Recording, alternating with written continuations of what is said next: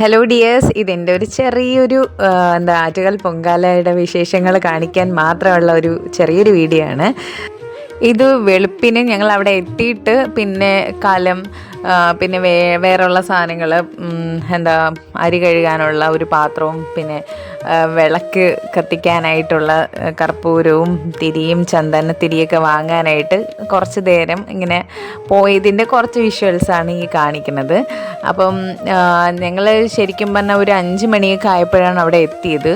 കഴിഞ്ഞ വർഷത്തേക്കാളും നല്ല തിരക്കുണ്ടായിരുന്നു. അതായത് നമ്മൾ കരിക്കകം എത്തുന്ന ഭാഗം തൊട്ടേ അവിടെ എല്ലാം പൊങ്കാല അടുപ്പുകൾ നിരന്നിട്ടുണ്ടായിരുന്നു. ആ സമയത്ത് തന്നെ ഞങ്ങൾ അവിടെ എത്തുമ്പോൾ, അതായത് ലുലു കഴിഞ്ഞിട്ട് കുറച്ച് ആ ഒരു ഭാഗത്തൊക്കെ ഉണ്ടായിരുന്നു പൊങ്കാല അടുപ്പുകൾ. അപ്പോൾ അതുകൊണ്ട് തന്നെ ഇങ്ങോട്ട് എത്തിപ്പെടാനായിട്ട് ഞങ്ങൾ മുട്ടത്തറയാണ് നിന്നത്. അപ്പോൾ അങ്ങോട്ട് എത്തിപ്പെടാൻ തന്നെ നല്ലൊരു ട്രാഫിക് ആ സമയത്ത് ഉണ്ടായിരുന്നു. അപ്പോഴെല്ലാം അവിടെ എല്ലാം പൊങ്കാല അടുപ്പുകൾ ഇങ്ങനെ റോഡിൽ നിരന്ന് ആളുകൾ അങ്ങോട്ട് പോക്കും ഇങ്ങോട്ടൊക്കെ ആകെ ഒരു തിരക്ക് തന്നെയായിരുന്നു. അപ്പോൾ കഴിഞ്ഞ 2 വർഷമായിട്ട് ഞങ്ങൾ ഒരിടത്ത് തന്നെയാണ്, ഒരു വീട്ടിലാണ് പൊങ്കാല ഇടുന്നത്. ശരിക്കും പറഞ്ഞാൽ എൻ്റെ അമ്മയൊക്കെ ഒരു 4 വർഷത്തോളമാവും ആ വീട്ടിൽ പൊങ്കാല ഇടാൻ പോയി തുടങ്ങിയിട്ട്, മുട്ടത്തറയുള്ളത്. അപ്പോൾ ഞാനിപ്പം കഴിഞ്ഞ 2 വർഷമായിട്ടാണ് ഇങ്ങനെ പോണത്. എനിക്ക് അതിന് മുമ്പ് അങ്ങനെ പോകാൻ പറ്റിയിട്ടില്ല. അപ്പോൾ ഈ 2 വർഷം കൊണ്ട് ഞാൻ ചേർത്ത് പോകുന്നത് ഈ ഒരു സെയിം പ്ലേസിലാണ്.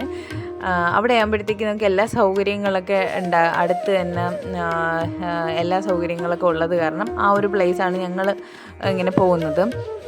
അപ്പോൾ അന്ന് രാവിലെ ഇങ്ങനെ പോകുമ്പോൾ ഉള്ള തിരക്കും കാര്യങ്ങളൊക്കെയാണ് ഞാൻ ഈ വീഡിയോ എടുത്ത് വെച്ചിട്ടുള്ളത്.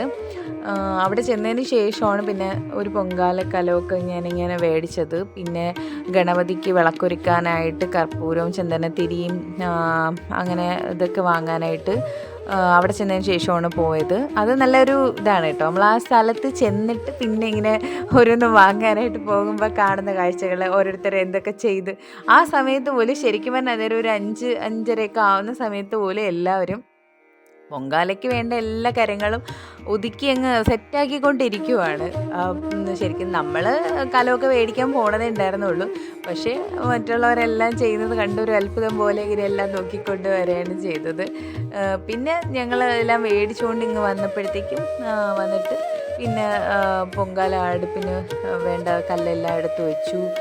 പിന്നെ കലമെല്ലാം വെള്ളം കഴുകി വെള്ളമൊക്കെ എടുത്ത് വെച്ച്, പിന്നെ ബാക്കി സാധനങ്ങളുണ്ടല്ലോ, മണ്ടപ്പുറ്റ്, പിന്നെ തെരളി, ഇതൊക്കെ ഉണ്ടാക്കുന്നതിന് വേണ്ടിയിട്ട് പിന്നെ ശർക്കരയൊക്കെ ഇരുന്ന് അരിഞ്ഞ് പറക്കുക, അങ്ങനത്തെയൊക്കെ ശർക്കരയൊക്കെ ഇങ്ങനെ ചെത്തി അരിയത്തില്ലേ, അങ്ങനെയൊക്കെ ചെയ്തു.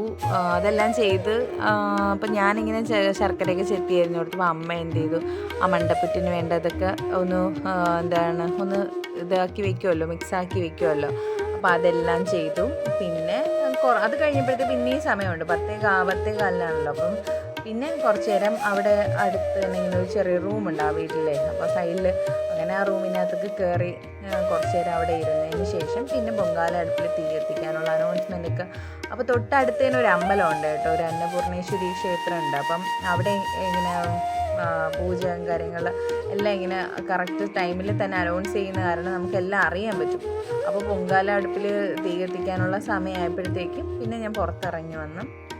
പിന്നെ നമ്മൾ അതിന് വേണ്ടിയിട്ട് ഇങ്ങനെ വെയിറ്റ് ചെയ്യാണ്. അപ്പം പണ്ടാര അടുപ്പിൽ ഇത് കത്തിച്ചു എന്നൊക്കെ കേൾക്കുമ്പോഴത്തേക്ക് ഒരു ഉള്ളിലേ ഭയങ്കര ഒരു എക്സൈറ്റ്മെൻറ്റാണ്. ഇപ്പം ഇവിടെ എത്തുമോ, നമുക്ക് കത്തിക്കാൻ പറ്റുമോ എന്നൊക്കെ ഉള്ളൊരു എക്സൈറ്റ്മെൻറ്റും കൂടെയൊക്കെ അതിൻ്റെ കൂടെ ഉണ്ട്.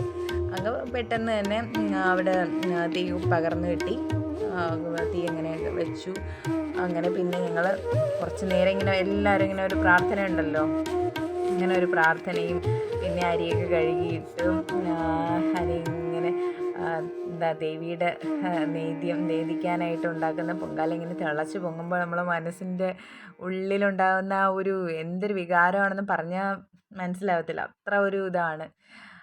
പിന്നെ പൊങ്കാലയുടെ ബാക്കി വീഡിയോസൊന്നും എടുക്കാനും പറ്റിയില്ല. പിന്നെ അറിയാമല്ലോ, പൊങ്കാല തുടങ്ങിക്കഴിഞ്ഞാലുള്ള പുകയും കരച്ചിലും എല്ലാം അറിയാമല്ലോ.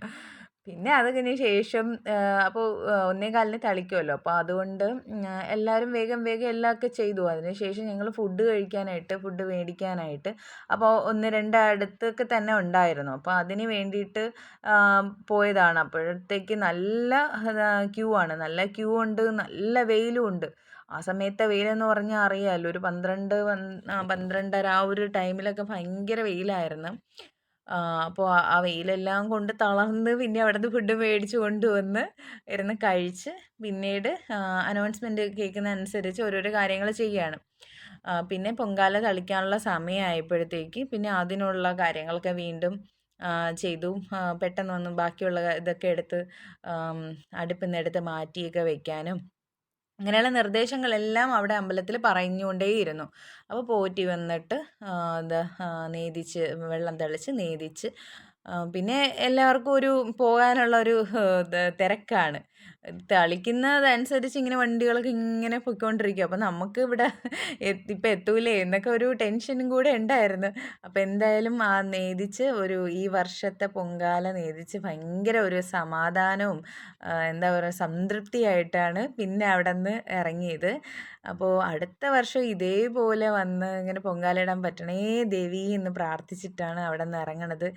മനസ്സിൽ എന്താ ഒരു വർഷം നമ്മളിനി അടുത്ത വർഷം പൊങ്കാല ഇടുന്നവരെയുള്ള എല്ലാ പ്രാർത്ഥനകളും ദേവിയെ സമർപ്പിച്ചിട്ടാണ് നമ്മളിങ്ങനെ പൊങ്കാല നേദിക്കുന്നത്.